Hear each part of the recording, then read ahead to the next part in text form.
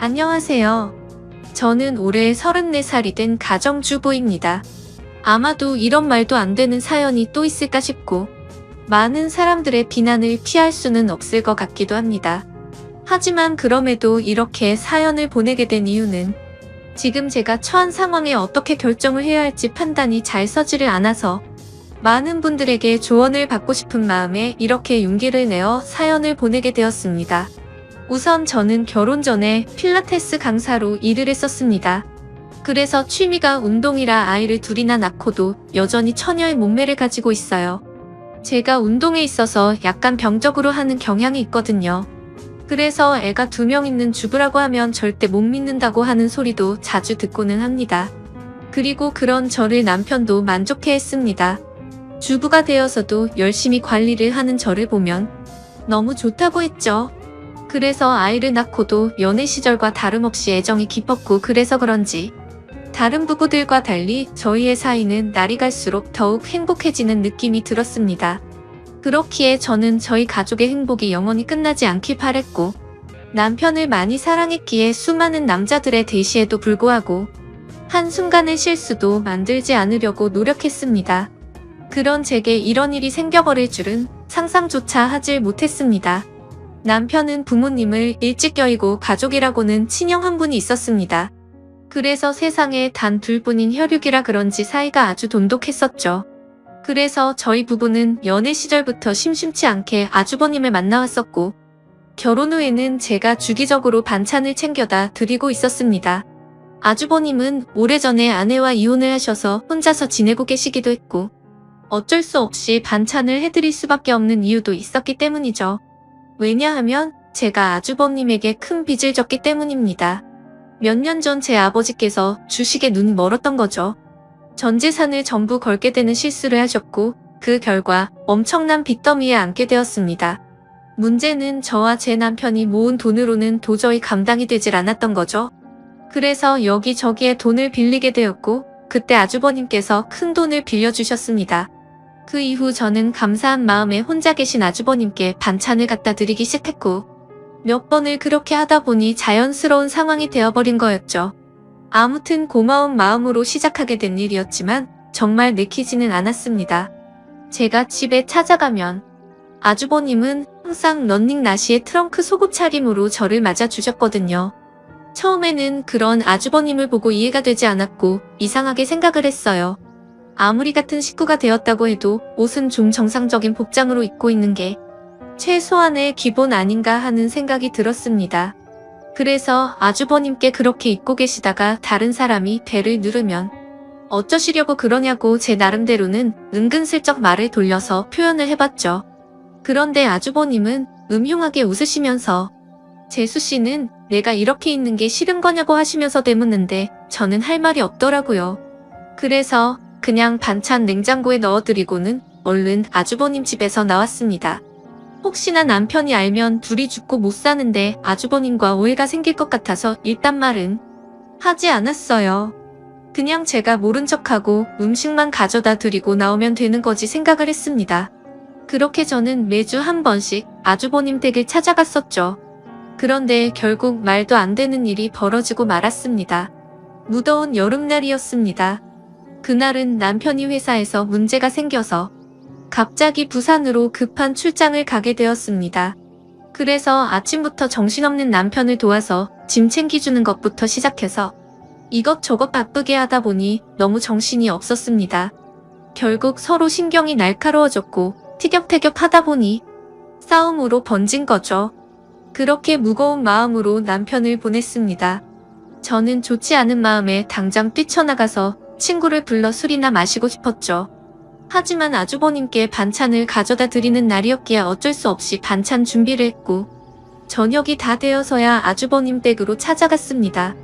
집의 현관문을 열고 들어가자마자 술 냄새가 퍼졌고 아주버님의 취한 얼굴이 눈에 보이더군요. 식탁을 보니 제가 해다 드린 반찬과 함께 소주를 드시고 계시더라고요. 저는 아주버님께 무슨 술을 이렇게 부실하게 해서 드시냐고 말씀드리고 간단히 찌개라도 해드린다면서 얼른 요리를 해서 내어드렸습니다. 그런데 아주버님이 고맙다며 잠깐 앉으라고 하셔서 같이 식탁에 앉았습니다.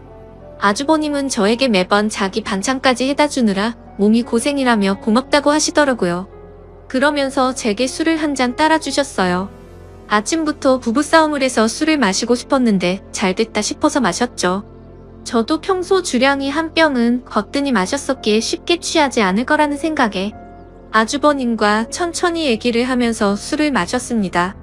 그렇게 저는 아주버님과 진솔한 이야기들은 오랫동안 했습니다. 아주버님이 이혼을 하게 된 이유에 대해서 말씀해 주시는데 저는 처음 듣는 얘기였죠. 알고 보니 아주버님의 아내 되셨던 분이 사이비 모임에 너무 심하게 빠지시는 바람에 정말 할 수 있는 건 다 해봤다고 하더라고요. 근데 결국에는 마음을 돌릴 수 없었다며 눈물을 흘리시는데 그런 모습을 보고 있으니 너무 안타까웠고 가엽게 느껴졌습니다. 그렇게 저도 모르게 고민 상담을 해주다 보니 주량을 넘어서서 더 마시게 되었죠. 근데 평소와 달리 무더운 여름에 빈속으로 마셔서 그런지 엄청나게 빨리 취기가 올라오더군요. 사실 저는 술을 과하게 마시면 필름이 엄청 심하게 끊기는 편인데 결국 그날 저는 살면서 가장 후회되는 실수를 하고야 말았습니다. 한참을 얘기하다가 아주버님은 피곤하면 잠깐이라도 눈 좀 붙이고 가라고 했고 저는 머리도 빙빙 돌고 제정신이 아니어서 대답조차 못하는 상황이었습니다. 그러면서 아주버님은 저를 부축해줬고 저는 방으로 따라 들어가서 누웠던 것까지만 기억이 나네요. 그렇게 잠을 자다 잠시 깼는데 아주버님이 옆에서 제게 팔베개를 해주고 있었고 저도 술에 취해서 미쳐버린 건지 남편인가 착각하고 정신을 놓고 눈을 감았습니다. 그러자 아주버님은 저를 끌어안았고 그날 결국 절대로 해서는 안 될 사고가 일어났습니다. 문제는 그 다음부터입니다. 정말 말도 안 되는 실수를 하고 나서 아주버님께 제발 비밀로 해달라고 했고 최대한 빨리 빚은 갚을 테니 조금만 기다려 달라고 했습니다. 그리고 반찬은 앞으로 가져다 드리기 어려울 것 같다고 했습니다. 반찬은 해줄 테니 와서 가져가라고 하기도 우습고 그런 상황을 보면 남편이 이상하게 생각할 게 뻔할 것 같아서였죠. 하지만 아주버님은 우리가 실수를 한 건 맞지만 좋았던 거 아니냐며 하는데 저는 생각하기도 싫어서 죄송하다고 하고는 집으로 돌아갔습니다. 그렇게 그 일이 있고부터 마법이 걸리는 날인데 주기가 점점 늦어지는 것 같았습니다. 정말 너무 불안해서 미칠 것 같더라고요. 설마 아니겠지라는 마음으로 임신 테스트기를 사서 해보니 2줄이 뜨더군요. 어떻게 한 번의 실수로 이럴 수가 있나 싶었고 눈물이 났습니다. 남편과는 셋째 생각이 없었기에 철저하게 조심해서 관계를 가졌습니다. 그래서 남편이 알게 되면 저를 몸을 함부로 굴리는 그런 여자로 볼 게 뻔했고 이혼하게 될까봐 너무 무섭고 겁이 났습니다. 저는 그 길로 당장 아주버님 댁으로 찾아갔습니다. 도대체 저한테 무슨 짓을 하신 거냐고 임신 테스트를 해봤는데 임신을 하게 됐다고 욕을 했습니다. 정말 하늘이 무너져 내리는 기분에 아주버님을 노려보며 눈물을 펑펑 쏟아냈습니다. 아주버님은 한참을 가만히 있더니 한숨을 푹 내쉬더군요. 그때부터는 정말 제가 알던 아주버님이 아니었습니다. 갑자기 비열한 말투로 네가 조심했어야지 왜 나한테 뭐라고 하냐며 술 먹고 꼬리 칠 땐 언제고 기억도 못하고 피임을 안 했냐고 하더라고요. 저는 그 말을 듣는데 눈앞에 보이는 게 없었습니다. 너무 어이가 없고 화가 나서 아주버님이라는 것도 잊고 달려가서 아주버님의 얼굴에 뺨을 때렸습니다. 아주버님의 돋보기 안경이 박살나면서 거실 바닥에 내동댕이 쳐졌고 아주버님은 저를 노려보시면서 이게 어디서 얼굴을 때리냐며 저를 밀쳤습니다. 저는 엄청 세게 밀려 그 자리에서 뒤로 나자빠졌습니다. 솔직히 그런 행동을 보고 나니까 무서워서 도저히 거기에 있지를 못하겠더라고요. 그래서 저는 얼른 뛰쳐나와서 집으로 돌아왔습니다. 집에서 몸을 살펴보니 밀쳐지면서 어디에 부딪혔는지 엄청 크게 멍이 파랗게 들었더라고요. 그런 제 모습을 보면서 너무 서러웠고 저는 옷도 갈아입지 않고 침대에 걸터 앉아서 엉엉 울고 있었습니다. 그렇게 울다 지쳐 저녁까지 잠이 들었던 거죠. 남편이 들어오는 것도 몰랐는데 갑자기 방에 불이 켜지더니 남편이 제 몰골을 보고는 깜짝 놀랐습니다. 펑펑 운 탓에 화장은 엉망진창이었고 몸에 큰 멍이 들어있었으니 말이죠. 남편은 이게 도대체 무슨 일이냐고 저를 추궁했습니다. 저는 아무 말도 못하고 그냥 가만히 있었습니다. 남편은 얼른 말하라고 계속 저를 다그쳤죠. 누가 봐도 물어보지 않는 게 이상한 상황이었습니다. 집에 왔더니 얼굴이 엉망진창이고 몸에 멍자국이 선명한데 어떻게 이걸 그냥 넘어갈 수가 있을까요? 정말 제가 너무 멍청한 실수를 또 해버리게 된 거죠. 그렇게 계속해서 추궁하던 남편은 갑자기 침대 옆에 놓인 물건을 집어들더군요. 살짝 고개를 들어서 봤더니 제가 테스트를 하고 놓아둔 임신 테스트기였습니다. 그걸 확인하더니 남편은 떨리는 목소리로 이게 도대체 뭐냐며 물었습니다. 저는 남편에게 아무 말도 못하고 여보 미안해라고 하며 소리내 울었습니다. 남편은 한참을 말없이 가만히 서 있었습니다. 그렇게 있다가 저에게 누구냐고 물었고 제가 대답을 못하자 소리를 치기 시작했습니다. 누군지 빨리 말하라며 저에게 계속해서 물었고 저는 결국 사실대로 말할 수밖에 없었습니다. 저번에 당신이 출장 갔을 때 아주버님 반찬 갖다 드리러 갔다가 술 마시고 진짜 딱 한 번 실수한 거라고 말했습니다. 남편은 아무 말 없이 그 자리에서 얼어붙어 버렸습니다. 한참 동안 아무 말 없이 그렇게 저를 바라보던 남편은 너는 일단 나중에 봐라고 말하고는 집을 나갔습니다. 저는 뭔가 되돌릴 수 없는 사고가 벌어질 것 같아서 갑자기 엄청 걱정이 됐습니다. 그래서 설마 하는 마음으로 얼른 남편의 뒤를 따라갔습니다. 근데 이미 문을 열고 나가보니 남편은 차를 타고 가더라고요. 그래서 저는 재빨리 택시를 불렀고 아주버님의 집으로 향했습니다. 너무 떨리는 마음으로 아주버님 댁에 다가가자 현관문이 활짝 열려 있더라고요. 가까이 다가가서 보니까 집안이 엉망진창이 되어 있었습니다. 온갖 물건들은 널브러져 있었고 아주버님의 얼굴 상태는 엉망이 되어 있었습니다. 남편은 어떻게 내 와이프랑 이딴 짓을 하냐고 그러면서 이제 나는 어떻게 해야 하냐면서 소리내 울면서 있더라고요. 저는 너무 무섭고 마음이 아파서 어찌할 줄 모르겠는 마음에 눈을 감고 울고 있었습니다. 아주버님은 남편의 말을 듣고 한참 동안 가만히 있더니 인간 같지도 않은 말을 내뱉었습니다. 네 와이프 간수는 네가 잘해야지 도대체 왜 나만 이상한 놈으로 만드냐고 하더니 둘 다 꼴보기 싫으니까 천박한 네 와이프 데리고 꺼지라고 하더라고요. 정말 목숨도 내어줄 것만 같았던 두 형제는 그렇게 순식간에 사이가 무너졌습니다. 저의 잘못 인정하고 반성합니다. 남편에겐 정말 죽을 죄를 지었다고 생각하고요. 근데 어떻게 같이 잘못을 저지르고도 저렇게 뻔뻔한지 소름이 끼쳤습니다. 잘못했다고 빌어야 할 상황임에도 불구하고 오히려 자신의 잘못은 인정하지 않고 와이프를 그렇게 내버려 둔 남편의 잘못이라며 남편 탓을 하는데 그걸 보고 있으니 저딴 더러운 사람과 관계를 가졌다는 제 자신이 너무 미웠고 미쳐버릴 것 같았습니다. 남편도 너무 크게 충격을 받았는지 현관에서 주저앉아서 울고 있었습니다. 그러더니 저와 아주버님을 번갈아 보더니 큰 소리로 욕을 외치고 밖으로 뛰쳐나갔습니다. 그렇게 밖으로 뛰쳐나간 남편과는 연락이 두절된 채로 1년이 지났습니다. 저는 어쩔 수 없이 아이를 낳게 되었습니다.